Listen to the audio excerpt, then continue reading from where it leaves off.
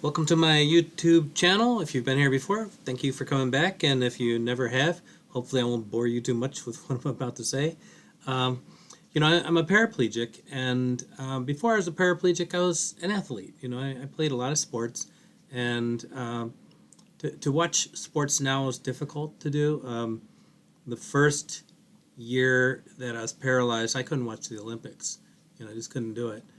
But then, I was able to get past it, and be able to do it and watch it. And now I can think back to some of the things that happened in sports to me, and I have good memories of it. And there's some crazy things that happened, and I thought I'd go over a few of them because some of them are kind of fun and different. There's some sports that I was never good at. Soccer being one of them. Uh, I was a waterfront director at a kids camp one time, and they had a soccer week. Where they just did soccer. They had volleyball week. They had baseball week. They had cheerleader week. They had a bunch of different weeks. So anyway, what would happen at the end of the week is the counselors would take on the kids in whatever sport it was. So here we were playing, on the soccer week. There's this kid dribbling the ball. You dribble, I guess, with your feet. He was dribbling the ball toward me, and I was thinking, no way, you're going to get by me, dude. And next thing I know, he's on the other side of me. I don't know how he even got past me, but he got by me like I was nothing. So I wasn't good at that. I'm not good at golf. I didn't golf enough to get good at it. I wasn't horrible. But I never broke 100. I'd golf maybe a 101 or a 105, but I just couldn't, break 100. But when I would talk to people about golf, I would say, okay, I'm not a very good golfer because I only played like twice a year, if that. And I would say I wasn't a great golfer, but I was a unique golfer, and they'd all kind of look, okay, politely, yeah, sure. And then I said, well, here's why. All of my woods were left-handed, and all of my irons were right-handed, and I putted left-handed. And then their eyes would go wide, and they go, "Oh yeah, that is weird." So, not good at golf, but some sports I was good at, would be swimming, which I was able to do right up until the time I got paralyzed. And at 60 years old, and I was looking at getting in national competitions, on Master Swim, which I was still part of that organization. And I was looking at the records. I was thinking, I think I could break a minute and 100. And I thought I would be able to handle that. So I was very unhappy about losing my ability to swim. But a lot of things happened to me in my swim life. I never swam competitively and in a grade lower than college. I didn't even swim competitively in college. But I did take lifeguarding, and I was a lifeguard, and I did take I was a water safety instructor, so WSI. So I would teach swimming, I would teach lifeguarding, and I spent a lot of time in the pool. And one time I remember there's a friend of mine, Brian Miller, and he and I, he bet me. He said, "I bet you can't swim 100 yards underwater with one stroke." And think about it. Think about standing on a football field, and now think about swimming the entire length of that in on one stroke. Think about that. Um, and I, of course, said, "Of course I can do it. I bet you I can." And I'm not a bettor, so I wouldn't put money into it. Just never liked betting. So the bet that we had was for a Big Mac. So I went in the pool, jumped in. The first 25 yards, no problem. Second 25 yards, no problem. Third 25 yards, that was starting to suck. And then the last 25 yards, I was out of air. I was seeing stars. I was probably extremely close to passing out. But I made it, and I got it to the end. And I felt safe the whole time. 'Cause, he's a lifeguard too, so he could have pulled me out if necessary. But I made it, and I got a Big Mac out of it. But better than that, I got bragging rights. So I enjoyed swimming. And then when teaching, ironically, one weird thing that I did was I taught a paraplegic. He was paralyzed from the shoulders down. He had use of the upper part of his shoulders and his first two fingers and his thumb on each hand. But other than that, he was completely dead. And getting him in the pool and helping him, swim, was awesome. I loved being able to do it. And I think about that a lot now when I think about, I'm paralyzed, but I'm in better shape than he was in, and I just haven't been able to find a way to get back into a pool again. But I also, another interesting weird thing that happened. I taught a guy once. He was a college student, and I got him so he was really good in the shallow end, and he was swimming really well. I mean, he was afraid of the water originally, but got to the point where he could do it.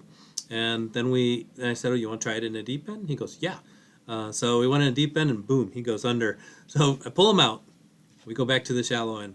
I go, "Okay, dude, what was that all about? Let's work on it some more." So he's swimming some more, and he's swimming awesome. So I go, "You want to try it again?" He goes, "Yeah, yeah." We go in the deep end again. Boom, he goes under again. So I pull him up again, and this time we go. I said, "We gotta go talk about this," and we went to the bleachers, and I said, "What is going on? You can swim because you're doing it in shallow end, deep end is the same exact water." He goes, "No, it's not. It's different. The density, the pressure, something is different." And I go, "Well, you're thinking of pressure, right?" He goes, "Okay, yeah, the pressure." Well, what you're thinking of is the pressure when you get deeper in that is actually higher because the water is being condensed. So you actually float better in deep water. That's why scuba divers need belts, with weights on, because they float. They can't stop floating. So they need that to try to keep down, in order to swim around. And when he got that in his head, he was able to swim. He was able to do it. Another person that I had fun with teaching is one time I gave up my time for teaching mentally handicapped people, and how to swim. And I remember the first day I went into the locker room, and then one of the boys was standing there peeing into a locker. He turns around to me and goes, "Hey, you want a drink?" And he had nothing for me to drink, but he just but they were awesome to teach. They weren't afraid of the water, and they were very happy and excited to be able to learn to get good in the water. So I really did enjoy doing that. But then you go on to the land. My track days. I ran the 440, the 880, the mile relay, and the long jump. The long jump, I was maybe an 18 to 20-foot jumper, which would get me maybe second or third place. We had a really good long jumper. He'd always get first. I was in there just to pick up second and third places. And, my 440 time, would beat the women's national time in the 440. So I was pretty good at the 440. But I had a weird thing that happened with track, and that was when, I did the long jump, like I said, but there's a pole vaulter. We had two really good pole vaulters, and I asked one of them once when we were in practice, "Can I try it out?" He goes, "Yeah." So I grabbed the pole, I went running down the runway, I planted that pole exactly the way you want to do it, got a real good bend on the pole the way you're supposed to do it, and I forgot to do one thing. I forgot to lift my legs. So next thing I knew is I was flying backwards, and I dropped the pole. My feet go, it's time to land, but I had a track spikes on, so I grabbed onto the ground, and boom, I just went flying on my back. All the air left me, and my coach comes walking by, and he just looks down at me. He's standing above me, doesn't do anything other than just kind of smile, and he goes, "No more of that pole vaulting, Norm. No more of that." "Okay, coach, I'm done. I won't do it again." So another running, the same coach, he got me to go into cross country, which I did not want to do, but he pretty much told me to do it. And cross country, the team, we had a really good team, and they had an initiation that I heard about. That there's this trail in the woods behind the school, and they would take freshmen running down there, and there's a river nearby. And they would get to the river and go, "Okay, for your initiation, you have to take off your clothes, swim across the river, and come back." The river wasn't very deep and it wasn't flowing very hard, so the person would go, "Fine." So he would go in and swim across, and when he got across, they would take his clothes and go back into the school. So he'd have to find a way to get back into the school without his clothes. Well, I heard about that, So what I did was I planted some pants and a shirt in a tree trunk, that had a hollow opening to it. So for the day that they would do that to me, I would have clothes I could get back in. But they chose a different way to initiate me that wasn't as embarrassing, and it wasn't that big of a deal. So I was able to deal with that. So I wasn't a great at cross country. It wasn't my favorite one to do. I was maybe sixth, seventh best on the team, but I was good enough to make it to state, and I came in 101st in state, and I lost out on 100th by just like a second by my own teammate. And another thing we did, and this is another weird thing we did, the Grape and Wine Festival in Paw Paw, Michigan. We went to school in Paw Paw, Michigan, and for that Grape and Wine Festival, once they had a bunch of tubs, and you would go and do stomping on the grapes. You have people in there stomping on the grapes, and you have people at the opening who would have to get the grapes out of the way, the skins out of the way, and then feed it into the liquid portion of it. And so we did that, wearing white shorts, and the purple grapes totally turned our grapes, turned our shorts purple. So that was kind of a fun thing too. And another interesting fun thing about that, where there are some rumors about streaking, that maybe the cross country team streaked a parade somewhere, but I can't confirm or deny that. So I'm gonna move on to the next sport, volleyball. Volleyball. I the same coach did not allow me to play volleyball in gym class. When it was time when they were going to play volleyball and stuff like that, he would look over at Brian Weiler, another Brian friend of mine, and he would look at us and go, "Okay, guys, you guys go run. Everybody else, we're going to play volleyball."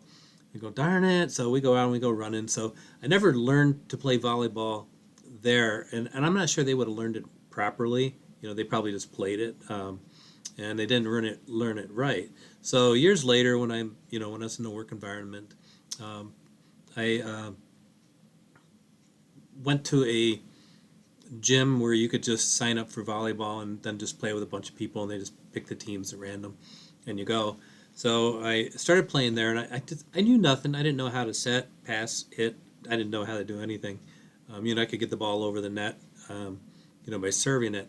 But there's a woman there who had the best serve in the world. It was a knuckleball serve, and it just the ball would wobble when it's coming at you, so you bounce off your left arm, bounce off your right, and so I in my mind go, okay, I can jump pretty high. That ball is only going about 2-3 feet over the net. I go, I think I can spike that ball on the serve. So I'm trying to spike it. I did not realize that you were not allowed to spike a serve. And the woman who's doing that, I ended up marrying her. She was awesome at volleyball.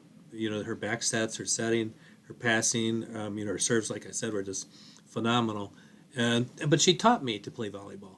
We would sit in the living room and just have a ball. We're sitting, and she would just kind of set it to me, and I would have to set it back and set it back.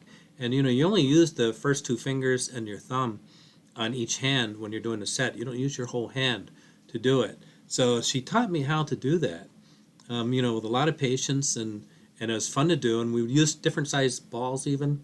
We'd use a volleyball, and then we'd use a softball, and even a golf ball. We messed around with that a little bit. And I became very good at volleyball.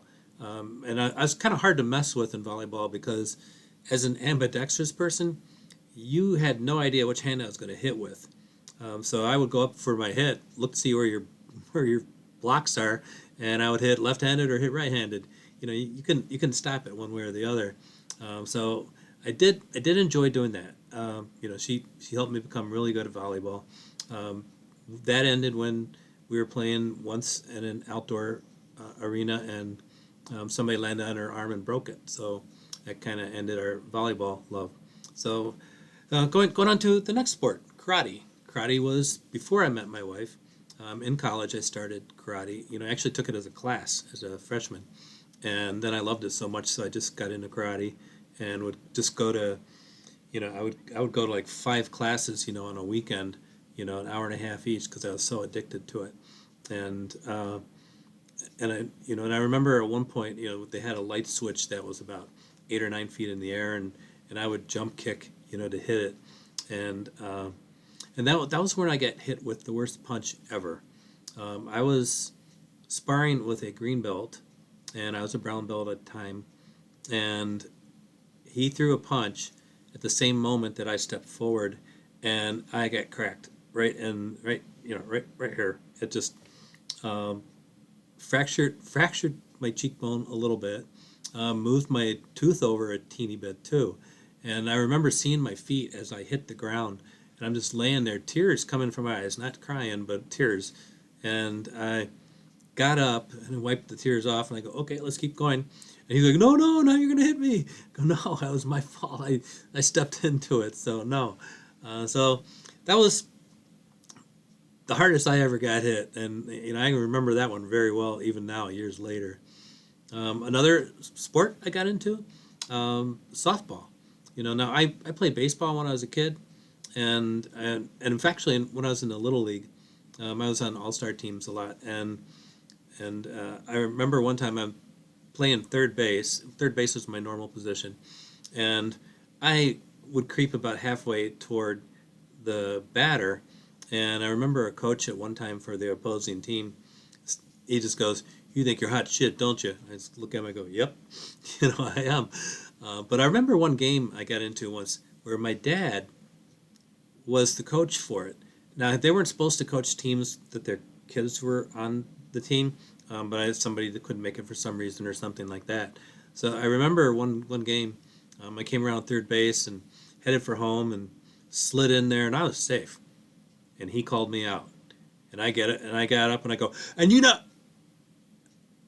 and I realized I was about to yell at my dad. I went, "Oops, thanks, I'm out." But I was safe. I can say that. But and what's cool about that too is I wore number 5, and I was a Baltimore Oriole fan. And one time the Orioles came, some Orioles came. It wasn't all of them. Paul Blair and Brooks Robinson was one of them who came out, and because I wore number 5 and was on third base, he kind of coached me a little bit. So I would tell everybody, yeah, Brooks Robinson taught me how to play, best shortstop, or I'm sorry, best third baseman ever, defensively. So that was fun too. Baseball was fun, and I don't know why I didn't continue doing it in high school, but I did get into softball. Once I was done with all that, and that was one thing that my wife also got a little bit with. Well, she would come watch games and things, but we did occasionally have inter squad games, where women and men were together, and she was really good shortstop. But anyway, there was one game that she got a kick out of, where like the thing with my dad, I come running around third base and I'm headed to home, and I was going to be out. It was going to happen, and I go running toward toward home. The catcher gets down nice and low, ready to tag me out. The ump's all ready to call me out. So I did something they kind of didn't expect. If you remember, I was a long jumper. Well, I jumped over the catcher's head, and I landed on home plate. And when I landed there, the ump goes, "You're out. Wait, you're safe." And he looks at me and he wags his finger and he goes, "No more of that aerial stuff." I said, "Okay." So that was fun time too. So it's my track and my cross country and my soccer, or not soccer, I sucked at soccer. My sports that I played, swimming being the big one. That being the one that I ended up doing. I miss these things. As a paraplegic, and but I'm just so glad that I have these memories. Just weird things that I did that were things that just stand out that I can remember decades later. That happened because it stuck out in my mind because it was fun or interesting. So it was something that I'm glad I had, and I really am sad that I lost. But people, they lose that kind of thing as they get older anyway. I stopped playing those, most of those sports. I was only doing swimming, when I got paralyzed. I wasn't doing soccer or volleyball, or I was never doing, why do I keep saying soccer? I wasn't doing, softball or track or cross country or volleyball anymore. It's just swimming. That's all. That's what I lost. But I did, and one last thing, I have looked at the records for the 50 and the 100 yards for paraplegic swimmers, and you never know. You never know. So anyway, I'm gonna let you go. Thank you for watching and listening. If you want to check me out, my website www.normcowie.com. That's COWIE. Thank you and take care. All right, bye bye.